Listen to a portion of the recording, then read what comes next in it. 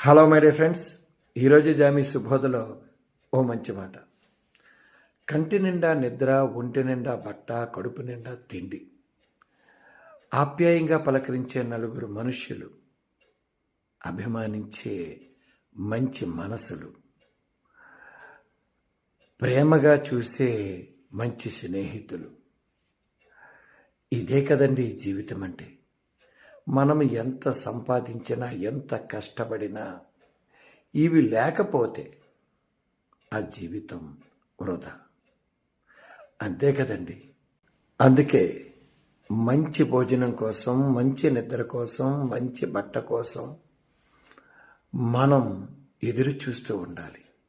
అవి సంపాదించాలి. నలుగురు మనుషులను, మంచి స్నేహితులను, ఆప్యాయతనురాగాలు కురిపించే మన శ్రేయోభిలాషను పొందడమే నిజమైన జీవితం. ఇలా పొందాలనే, ఇలా ఉండాలనే, హాయిగా బ్రతకాలనే నేను అనుకుంటున్నాను. కాదంటారా? మనందరం అలాగే ఉందాం.